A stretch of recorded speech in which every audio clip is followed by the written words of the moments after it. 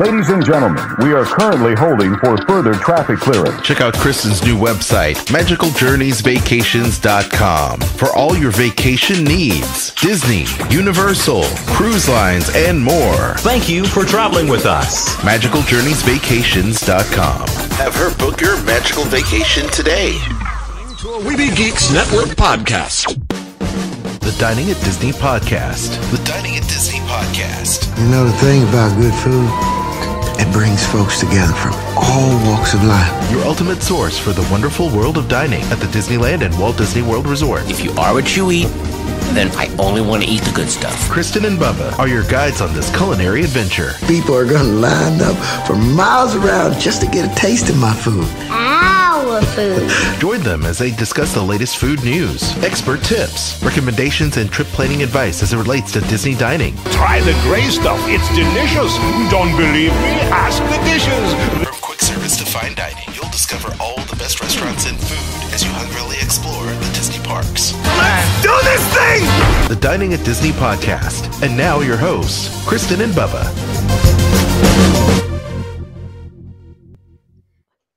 Welcome to another episode of the Dining at Disney podcast, your ultimate source for delicious discussion about dining at Disneyland and Disney World. I am your host, foodie Kristen, and with me is former cast member and future Club 33 member, Bubba. Hey, Bub, how you doing? Hey, girl. I'm good. I'm really good. It's finally cold outside here. Yes, I am. I'm ready. I got my Star Wars sweater right here, ready for the holidays. Nice. It's a nice 45 degrees outside, too, so I'm so happy. Oh, gosh. You've got the same temperatures we have right now. Yeah. Did you have that cold front that came in? You know what? We have freezing warnings every night for the past week.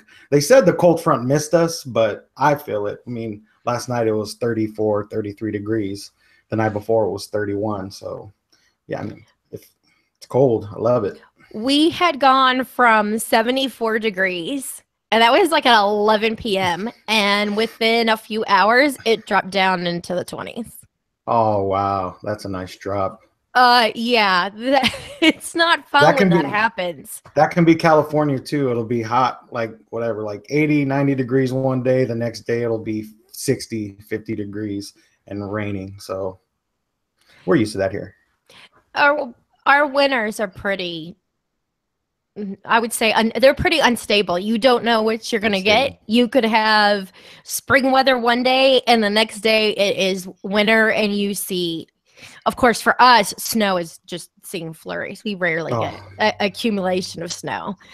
And if we do, it's a very little accumulation, and the whole entire city has pretty much shuts down. Oh, that's not here in Bakersfield. Last time it snowed was 1998, and I remember that day very well. Wow. That was a lot of fun. Yeah. Yeah, we don't get it very often here, but was it last year that Florida and northern Florida got hit with snow? Twice, I think, and both times it skipped us. It was the strangest thing. You could look at the map, and every place around Middle Tennessee, right around Nashville and its suburbs, all the other places, north, south, east, west, around the city got hit. It was the funniest thing. It was this little spot where Nashville didn't get any snow. It's even raining in snowing, they said, in the Sahara Desert, which is weird. I just read something like that yesterday. Wow. Yeah. That would be an awesome picture to get, though, wouldn't it? Yes. It'd be very weird, too. I wonder how that would be with that.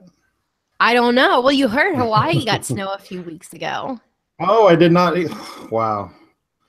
Everyone's getting snow except us here. I was like, that's pretty crazy. But and I bet the people with snow are all like, "Oh, I wish you got our snow," because they're all snowed in, packed in. Yeah, I wish we did. I grew up in the snow, and I don't miss it.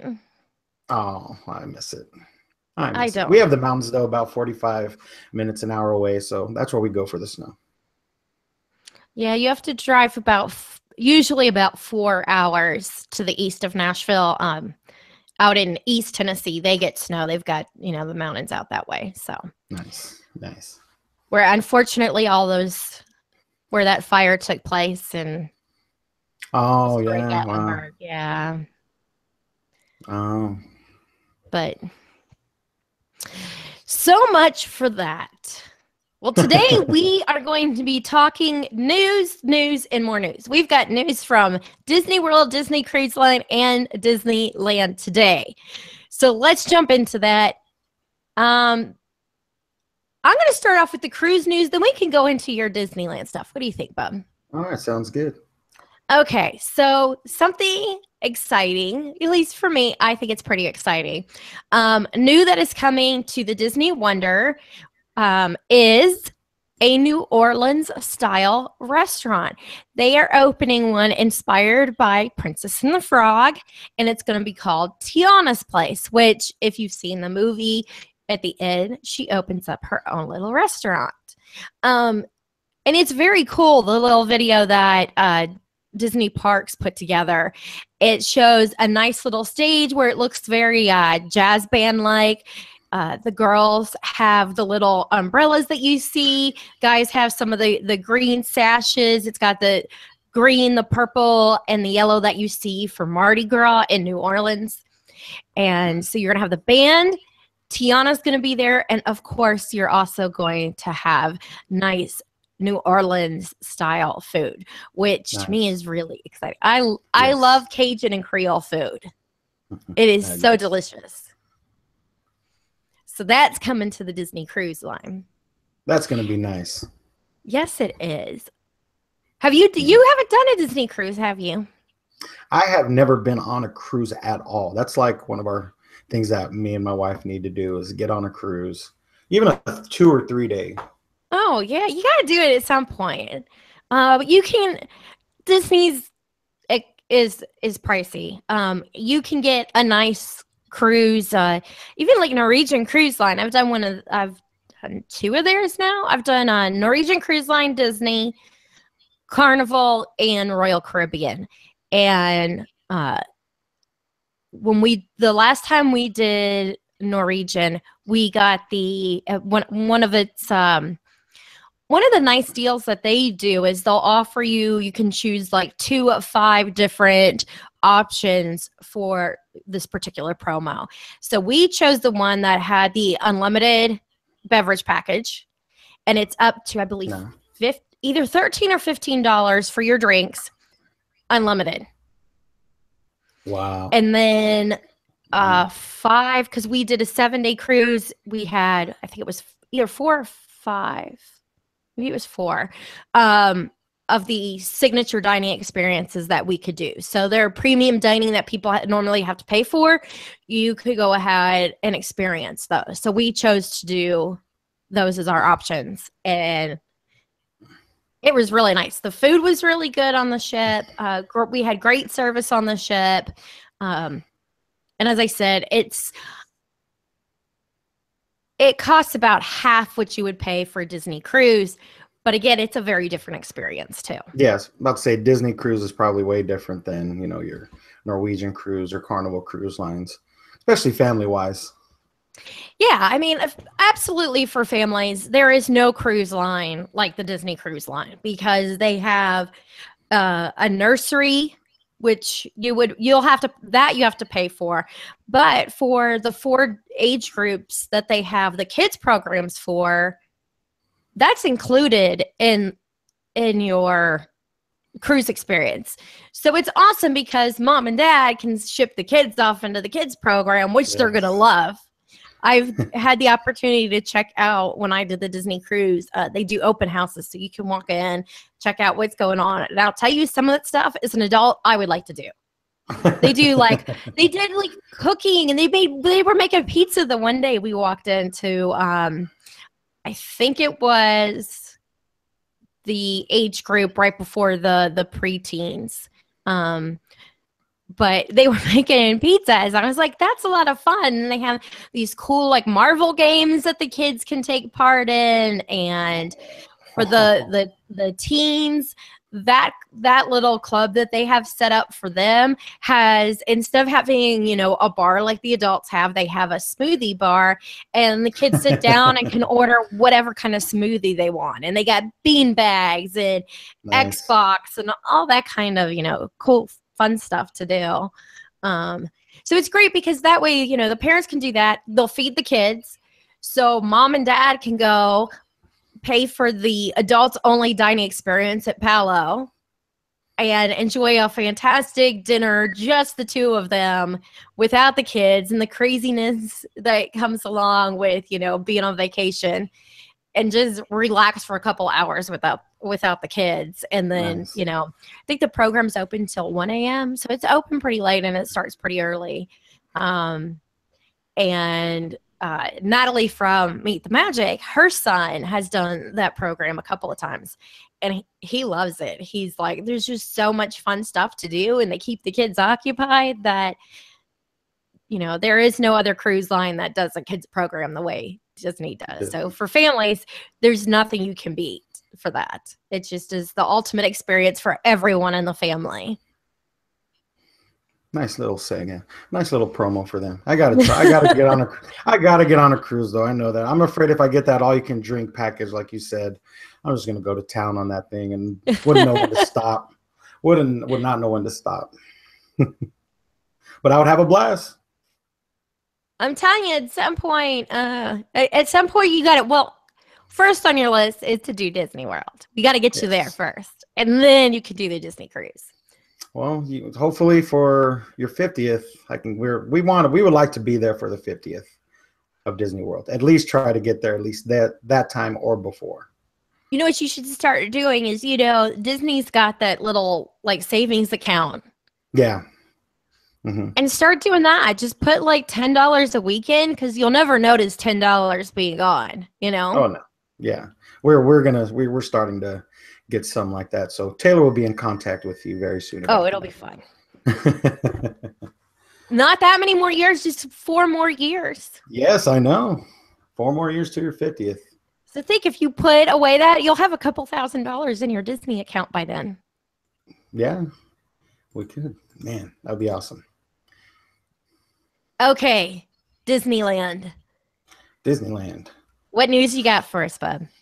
Okay, well, we got a couple news stories for you. First off, New Year's Eve is coming up, so Disneyland has planned a couple of little dining experience for you to enjoy for New Year's Eve at their popular restaurants. Napa Rose over at the Grand Californian Hotel, they're going to offer 2 options.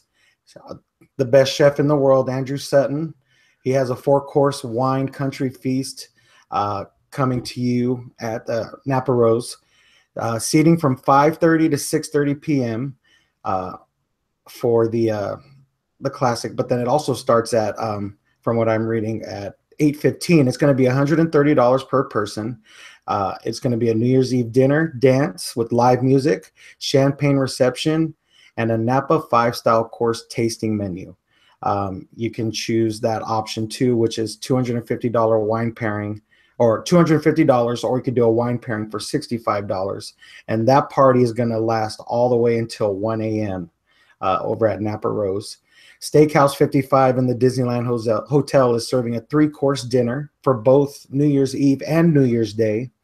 You can start off with the oysters, and then a center cut filet mignon and crab meat salad, asparagus, and a béarnaise sauce. Dessert is from, I believe, is I want to pronounce this right, manjar, bittersweet chocolate terrine with fresh berries and a white Godiva glaze, and that's $65 per person. Or you could do the wine.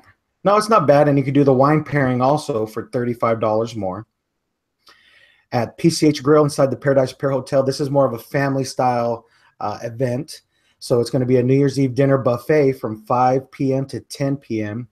And then the Paradise Pier Hotel will also host a special New Year's Eve celebration until 12:30. That's going to be complete with Disney characters, a balloon drop inside the ballroom. So that's going to be real fun for the family. It's $75 for adults and $25 for kids 3 to 11. Inside, if you're inside the park, Carnation Cafe will offer a surf and turf special, which includes sirloin and shrimp, mashed potatoes, sauteed broccoli, sun-dried tomato butter herb, beer blanc sauce, and that's going to be $20 inside the Carnation Cafe. Blue Bayous, yeah, these are actually pretty good. I mean, when I was there, we were there for New Year's Eve a couple years ago, which was a blast. That was probably one of the funnest New Year's Eve we had in a while. And we didn't do any dining experience just because a lot of the places were packed with reservations. So I think we had a Pacific Wharf Cafe. Not only that, it was the coldest day we've ever experienced at Disneyland. It was my gosh. It was 38 degrees that day. Oh yeah, it was very cold. So the bread bowls at Pacific Wharf really helped out that day. I bet. It gets really, when it's that cold, you're like, freezing at Disney World. A few years ago, we were there and it was really cold and I did not come prepared. And the bad thing was it was like 20 degrees warmer back in Nashville than it was in Orlando, and I'm like, okay, this is not right. Like, what is going on here? I didn't have gloves because it was in the 30s. I didn't have gloves. I didn't have a winter coat. Like, I was just not prepared. I was like, oh well, I'm going to the park and I'm wearing my hoodie, and that's the best I've got. Oh yeah, we were bundled up that day. We lived there at the time when we went there, so we knew it was going to be cold that day. We brought the gloves, brought the umbrella just in case, and it was very cold that day. So, and then we went just last week, and once again it was raining. Every time I've went for the past 2 times, it hasn't rained at all except that day, and so we came really prepared. It's following you, bub. It is. I mean, it was nice too because the lines died out at the end of the day, and you got to get on everything. Do love the rain, do love the cold. But on New Year's Eve, back at Disneyland, Blue Bayou Restaurant, they will be serving a petite New York strip steak with potato cakes and crab meat and asparagus with cafe au lait sauce, if I'm pronouncing this right, and béarnaise. That's $44 per person. Cafe Orleans is also offering a braised short rib, garlic mashed potatoes, and baby carrots with roasted shallots, red wine sauce, and fried onions, and that's $23. So all these are happening New Year's Eve, some happening New Year's Day. So make sure you do get your reservations if you do plan on visiting the park those days. You can go on the website, the Disneyland dining website, or you can do it through the app. We actually made a reservation for Carnation Cafe last week through the Disneyland app, which was pretty easy. I'll tell you that right now. So they're doing a good job with the app when it comes to reservations going on. As you know, Tower of Terror is leaving the Disney California Adventures. It's had its run, but we got to make room for a new Marvel attraction. You probably heard of it, Guardians of the Galaxy Breakout, and it should open sometime in May. So the final days of Tower of Terror, I believe, is January 2nd is the last day. But on January 1st, that night, they will be having a special party for a dining party too. This is going to be a dessert party for guests. This will include, let me see, you'll be able to enjoy the park from 10 p.m. to 1 a.m. just by yourselves and the other paid guests. You'll have a dessert buffet, coffee, soda, and water. You'll have entertainment provided by the Silver Lake Sisters. And you'll probably see a jazz band too on the side. They had one on New Year's Eve last time, and they were really good. It fit the theme of Tower of Terror perfectly. They're going to have signature non-alcoholic beverages and cocktails for an additional cost. A commemorative keepsake available for purchase. You'll get one last opportunity to purchase any Twilight Tower of Terror merchandise, and hopefully you'll get to ride it one more time in the dark. We did it last time and scared the bejesus out of me. No audio, no light. You don't know when the drop is going to happen. And that was the scariest part of the ride right there. And this is going to be $95 per person. It's for adults and children ages 3 and up. If you are under 3, I believe it is free. If you have to call to the dining hotline, 714-781-DINE. if you are under 18, you must have a guardian or parent's permission to call and purchase your tickets. So, we wanted to do this. We don't know. We still might do it if tickets are available. Because what's great about it is too, nobody's going to really be there unless it's paid, because it's blocked out to all pass holders except the Signature Plus pass holders. So you won't expect much traffic at the park if you decide to go, before the party starts. And parking is included with your ticket. Oh, that's good. So this is going to be, so this is the last time to ride Tower of Terror at California Adventures. It's going to take a break after that. Hopefully open back up either in late May or late April or early May for Guardians of the Galaxy Breakout, which I believe the movie comes out May 5th. From what I'm hearing, they are going to have a red carpet at California Adventures for the movie, and also the attraction will be open that day. We'll have its grand opening that day also. So we'll see what Disney does when the movie comes out. It sounds like fun though. Tower of Terror. It is. It's a staple over at Disney World. People are mad it's leaving California Adventures. I'm not. It's a fun attraction. I love it. But I'm ready for something new. I like it when they have, especially for California Adventure. I like being able to go there and not have the same experiences that I can get at Disney World. Yes. I feel like that park is so unique. I mean, and it is the only one like it. It's not, we've got Hollywood Studios, we've got Epcot, you've got, Tokyo Sea is another thing that is uniquely for them. And I think it's great that, I do like the fact that Magic Kingdom and Disneyland share some of the same attractions. They're different in each park, but like Pirates is not the same attraction at Disney World than it is at Disneyland.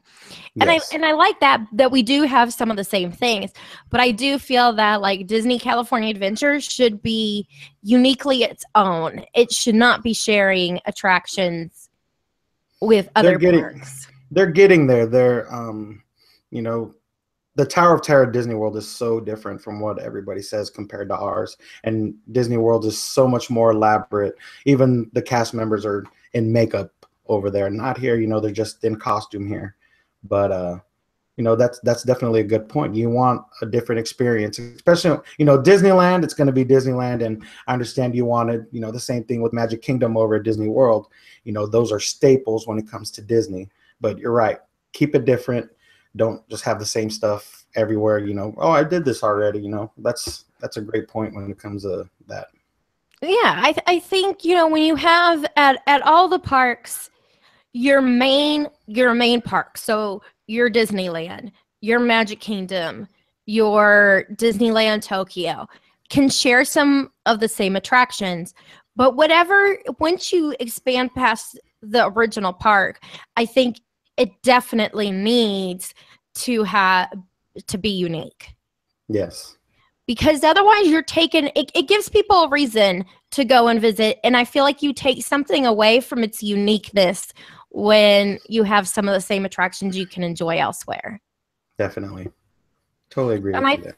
I think what it's going to leave is only Soarin' to be the only attraction that's similar between California Adventure and anything at Disney World and that park. I think it's just going to be Soarin'. That's here. That's at Disney World. That's also at Shanghai too. Mm-hmm. I don't know if it's at any other park too, but all the endings are different, which is kind of cool at each park. The beginning and ending. Yeah, the beginning and ending is different. I'm okay with that, just as long as everything else is different. And now with Tower of Terror going away and it becoming something Guardians of the Galaxy, I think it's gonna be really cool. Yeah, right now you can start seeing some of the outside. They have some of the outside untarped, and it's coming together real nice. I think they're going to do a great job with it. Hopefully next month I'll get to see a little bit of that. Hopefully, yeah. We hope we get to see you guys when you guys come down here. We're hoping. So here's to that. Also, we got one more story. Downtown Disney, as you know, the House of Blues did move out of downtown Disney. It's actually moving down the street to a shopping mall called the Garden Walk Shopping Mall, which has been in a couple months for House of Blues. So what are they going to do with that building? They started ripping it open when we were at the park last week, and they are turning it into a Splitsville, something you guys have also at Disney World. Is that in your downtown Disney area also? It is. It's on the west side of Disney Springs, and it's in the former location of what used to be originally the Virgin Mega Store. And I'm excited you guys are getting this because it's pretty cool. I like it. Looks cool. We haven't done the bowling part of it because the bowling is kind of pricey, and wow, we can do that at home. But we've gone here to eat a few times. They've got like an outdoor eating area, and they've got like inside, downstairs, and upstairs. So we've been there maybe 3 or 4 times to eat now, and the food's pretty good. I mean, they've got vegetarian selections. There's sushi. There's your typical, hamburgers and that kind of food. So it's got a pretty nice menu. I think you guys are gonna like it. Yes, it's going to be seat about 625 people. They're going to have a large outdoor patio overlooking downtown Disney, 2 full-service bars. They're going to have 20 lanes for bowling, and if you just plan on eating, their menu is going to include fresh roll sushi, gourmet appetizers, hand-cut steaks, burgers, crinkle-cut fries, and hand-tossed pizzas. So this is going to be a great addition to downtown Disney, in my opinion.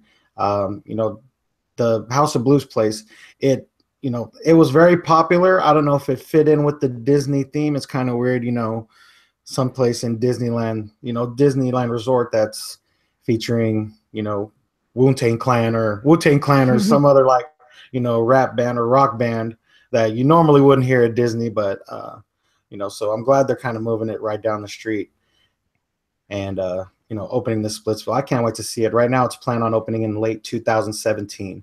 So we'll see how that goes. I can't wait to visit that place.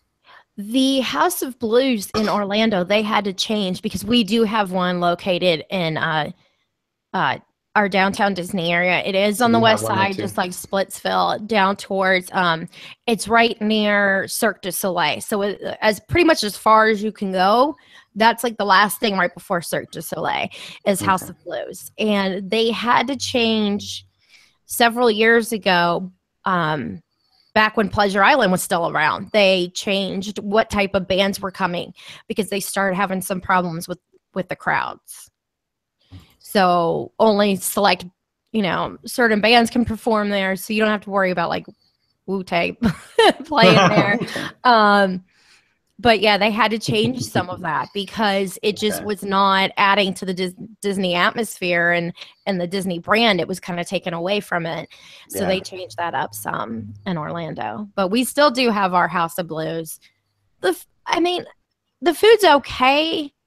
If you're looking for, that style of food, I've had better elsewhere.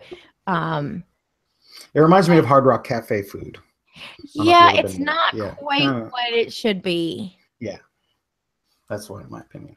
You're there more for the vibe of the place, the atmosphere, and not really the food. Yes. So I'm glad you're getting to Splitsville. Yeah, this will be the first one in California too. I don't know how many they've opened, but first one in California, they said. Really? Cool. Yeah. So that's it for Disneyland right there. So let's hear what you have. On to Disney World then. Okay, so Bubba, I don't know if you've seen this or not, but starting next year, they're going to be doing the Epcot International Festival of the Arts. And they used to do, in November, they would do an art thing back when it was downtown Disney. Before it was Disney Springs. They used to do like an art thing down there. Well, now they're going to be doing this, but the cool thing about this is it takes place Friday through Mondays, 6 weekends, and it's not just about the art, but you're also going to have performing artists. So at the American Gardens Theater, which is right outside the American Adventure Pavilion, they're going to be having performances there. and food. So this part I'm excited about because it's going to be really unique kinds of menu items that they're going to be bringing to this. Let me see if I can pull up some of the food items, because I know they just posted that too. But it's really almost going to be, the food's going to be too pretty to eat. One of those kinds of things. Yeah, that's how it was here for the Festival of Holidays food that we talked about on the last show. They want to make it look nice, make it look pretty, but still little bite-sized pieces. Well, what they're going to be calling this is Food Studios, these booths. And it runs January 13th through February 20th. And one of the things they posted was there is a cookie. And it looks like a painter's palette. And it's got the red and the yellow and the blue and what looks like a little paintbrush with it. I mean, these are all things you're going to be eating. And another dish looks like a layered cake, and it's got red, white, blue, and yellow, and it kind of is like just different layers throughout. Oh, yeah. There's going to be like a meat platter, unique cocktails. I mean, the pictures, which I've got to get them up on the site, but pictures for this stuff look incredible. There's little bagels, sandwiches. I'm looking forward to it. The dishes look absolutely beautiful, but I can't wait to taste them because I think they're going to be absolutely delicious. And that's not, I'm going to be trying that. It'll be about not quite 2 weeks. It'll have been around. So I'll be going pretty close to the beginning of that to try that stuff out. Oh, they will. They're going to have Broadway stars there too, from what I'm reading. Mm-hmm. Wow. There's to be music from like The Lion King and Aladdin and stuff like that. So, I mean, that's going to be nice. It's going to be nice because Epcot really hasn't. It's in need of some love, Disney love. Because you've got, new Fantasyland that opened. You've got Pandora coming to Animal Kingdom, and the new events that have taken place with the evening stuff going on there now. And then Hollywood Studios is getting love. It's getting Pixar Place is being expanded to have a Toy Story land, and you're going to have a Star Wars style land as well. And then there's poor Epcot. So now it's going to get into the festival. So that's going to add a little bit of life to Epcot. That's funny. Over at Disney's Animal Kingdom Lodge, Sanaa, which is one of my favorite places to eat, has added a new casual quick service breakfast. Now that's going to be available from 7 to 10 a.m., made to order. And some of the things that you're going to see, this is going to have an African flair to it. So there's going to be a, Boere, B-O-E-R-E is how it's spelled, breakfast. It's going to feature 2 eggs any style, a tomato chutney. If you've had the Indian bread service that they do, you'll recognize that from there. There's Tanzanian hash browns, bacon, Biore's sausage, and a Johnny cake. There's also going to be a safari waffle that's going to be piled high with seasonal berries and a chai whipped cream. So that's going to be something unique. And then if you're vegan, there'll be a fruit dish for you. It's going to have quinoa, dried fruit salad. And so it's going to be a hearty breakfast, but with delicate flavors. And you'll just place your order at the register, choose your seat. You'll be given a number, and the cast member will deliver your food to your table. Nice. So, and if you need coffee, they'll have a press pot coffee that'll feature Kenyan 100% special grade Arabic beans. And then there's also going to be your typical coffee, as well as tea, milk, soda, and juices that will be available as well at Sanaa. And then my last story, and I'm kind of curious then to see what your opinion is on this one, Bubba, because there has been a lot of talk about this story. As we all know, in 2012, Magic Kingdom, when it opened up, Be Our Guest, added alcohol to the menu, which was a big deal at that point because Walt has Disneyland as a dry park, and Magic Kingdom was also set to be a dry park. Well, they have decided that 4 more restaurants are being added to this. So now, as of December 23rd, you can get alcohol at Cinderella's Royal Table, Jungle Navigation Company Limited Skipper Canteen, Liberty Tree Tavern, and Tony's Town Square Restaurant during lunch and dinner. Well, the one thing about this is it's going to be unique to that particular restaurant. So if you go to Cinderella's Royal Table, keeping up with that royal theme, it's going to have champagne and sparkling wines to go along with your meal. Jungle Cruise Navigation is going to feature wines and beers from around the world because, of course, as you know, it is you're traveling through different areas of the jungle on the Jungle Cruise, so it's going to go along with that whole thing. And Liberty Tree Tavern, since it is an American style restaurant, you're going to find New England lagers, ciders, and domestically produced wines. And Tony's Town Square, which is Italian, will feature Italian wines and beers to pair with those dishes. They will not be adding any bars. There is not going to be standalone wine or beer carts like you can experience in some of the other parks. Everything is going to be with your meal. You will not be able to walk in and say to the hostess or one of the other cast members, hey, can I get a beer to go? That's not an option. No to go. It is drink while you eat. So it's only to enhance the dining experience you're already getting. It's not to take away from it. One of the things that I've seen has been, in people's arguments against it, has been that Walt wanted the parks to not have alcohol. My thing is, Walt was an ever-changing man. He wanted to be, in a sense, ahead of the time.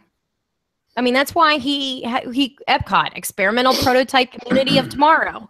He wanted to be in the future. So considering the fact of how old Walt would be if he was still alive, things are really, really different than when, 60 years ago, 61 years, almost 61 years ago, Walt opened his first park. So it's a very different time. So it's hard to say really, when people are arguing, well, Walt wouldn't want that. We don't really know that. Exactly. Because it is a very different world than it was when Walt was alive. Yes. Very different. So how do you feel about this, being a former cast member, and the fact that your home park and what you've grown up with has been Disneyland? Well, the fact that you have to have it with your meal, and that you can't, just go in and order it and leave.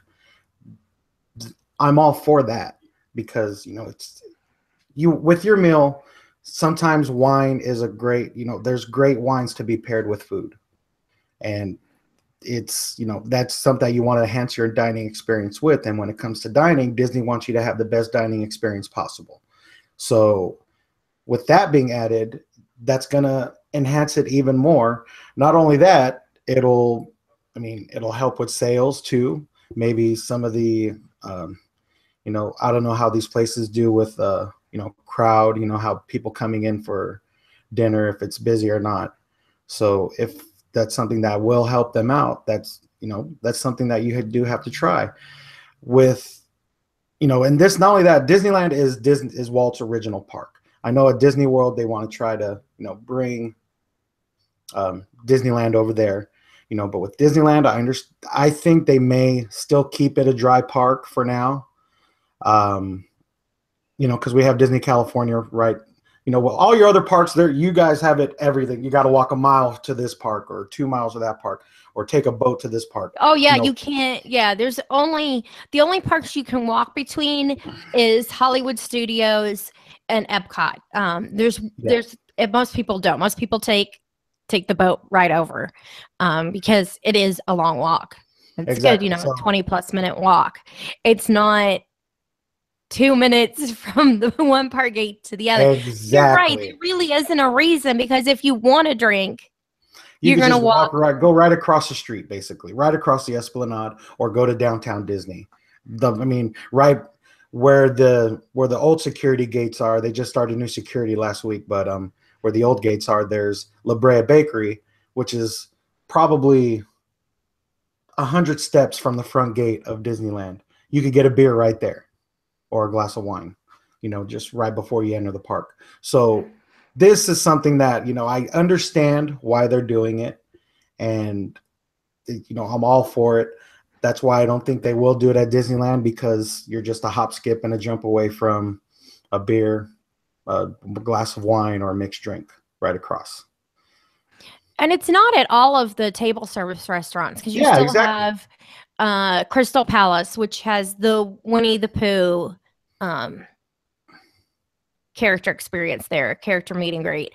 They're not adding any. Right across from that, on the other side of Main Street, you have the Plaza Inn, and they're not adding anything to theirs either. So I think, it makes sense the way they decided to do this and the restaurants they chose to have for that, because you do have people that propose at Cinderella's Royal Table. A lot of people might say, well, it's a character experience. There's going to be kids there, but it's champagne and sparkling wine. And it's to add to the elegance of it. And again, it's really nice if you propose to be able to have a toast.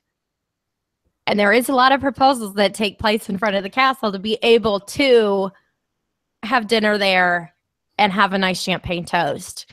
Yes. To the fact that you're getting married. And then you could you could put the ring in or something like that. The ring in the champagne glass type trick. How people do that, put the ring in their champagne glass. They go in for a drink and they see the ring, and it was like, oh my gosh, so and it fits the theme too with Cinderella's Royal Table. It's not like you're going to be there, have a shot of tequila or something like that, which is. I am curious to Liberty Tree Tavern, what beers they're going to have, because over at Be Our Guest, it's French and Belgian, and I think it's either 3 or 4 beers that are on the menu. There's no Bud Light, you can't get Miller, Coors, none of those beers. So I'm thinking domestic, they might be more like imports. I'm wondering if it's going to be maybe Sam Adams. Oh, I see. Oh, I get it. Yeah. Because I think that would make sense there. That would make real good sense. Yeah. So I think it's going to be interesting. I know a lot of people are always worried about there being drunks. And my thing is, there's always the monorail. So if people were going to drink, you hop on the monorail and you go to the Contemporary, the Grand Floridian, or Polynesian and have your drink. Yeah. I've done that. I've, left the park for lunch, gone over to Kona. You get the Lapu Lapu, the nice, it has a lot of alcohol in it, and it's in a big pineapple. You get that along with your lunch, and then you head back over to Magic Kingdom. Considering Alton and I don't have kids, we've done that probably a few times with friends of ours that live there, Ryan and Jess, because it gets us out of the park for a little bit, and we can kind of sit back, relax, enjoy a meal, and then get back into the madness that is Magic Kingdom on the weekends. So. You know, whereas like, you're right, you guys can walk out and go, okay, it's a little too crazy here. Let's head over to DCA, go up to, in wine country, or go to Carl Strauss and sit, have a drink, have lunch, chill out for a little bit, and then you walk right back over to Disneyland. So it's going to be great, and it's probably an experimental thing, with having those at those 4 restaurants, but I think it's going to do well. It's not. I don't think you're going to still have problems with drunks. I'm sorry, I'm not going to spend. It's going to cost a lot for me when it comes to Disney alcohol to at least get a buzz. But the people that go to Disneyland to get drunk, you don't see those people. You're just there with their family, and they just want to go and have a good time. Even here with California Adventures, people, they go to the Cove Bar, have a drink, go to the Carthay Circle Lounge. Every time I've been there now, the past 2 times, there is a line to sit in the lounge. Wow. So, yeah, I don't remember that happening before. You just be able to walk in, like when we taped a show a long time ago with you and Aljon and Daniel. We just walked right in and sat at the big table and had a big round group discussion. But this time there's a line out the door with about 20 people in it waiting to get in Carthay Circle. Oh my gosh. Yeah, I'm very surprised when I walked by. I'm like, is this the line just to get into the lounge? You're like, yeah. I'm like, wow. Cove Bar's always been popular. There's always a line of, 20, 30 people deep. But, now Carthay Circle, they're getting that too. So. Yeah, I like Cove Bar, and the other place that I like to have a drink and relax is I just drew a blank on the name of it. The terrace terrace. Yes, right above Wine Country. Yes. It's got an amazing view. And to sit up there, get there before dusk and to see all the lights pop on Cars Land. It's a great view. It was closed when we went the last 2 times because of the rain, so we couldn't sit up there at all. Yeah, and it's a really small area too that's up there. Very small. I think they probably could only sit maybe 30, 35 people. Yeah, it's not a whole lot, but it's a nice little relaxing area. It is. I think a great place for adults to just kind of sit back and chill for a little bit. Mm-hmm. Definitely. Well, that's all I've got for today. How about you, Bubba? No, that's it. Nothing Disney coming out. It's going to be the slow time at Disneyland after the new year. Once the Christmas decorations are down, refurbishment season is what they call it. So if you want to visit the park with no crowds, it's a good time to visit. You might have a lot of attractions that are down or being refurbished, but still a good time if you're like the dead time. Yeah, then you just add a few more days in and relax and take your time strolling the park and all that kind of fun stuff. That's the best part. You don't have to we got to hurry up and run over here before the line gets busy or do this and that. So. Well, that's all I've got. So thank you guys so much for downloading the show. We are part of the We Be Geeks Network. Do not forget to share with your friends, subscribe to our feeds, give us a 5-star rating and review. We always love that. Again, we're on iTunes. You can stream us on Stitcher, or you can watch Bubba and I on YouTube. And on YouTube, it's The Dining at Disney, so that's how you'll have to find us that way. As far as those of you who want to support the show, you can easily do that. We've got some affiliate links there. So if you like Jelly Belly, you shop at the Disney store, or you're headed out to Disney World and you want to have your groceries delivered, Garden Grocers, we've got that on the site as well.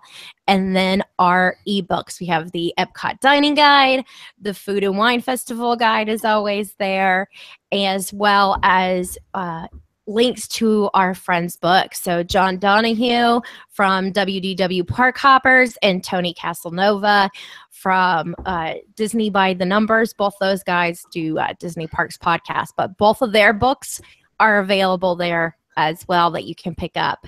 And we are on Patreon as well. So thanks so much for tuning in. Bubba, you got to tell everybody where they can find you and keep up with all of your Disneyland fun.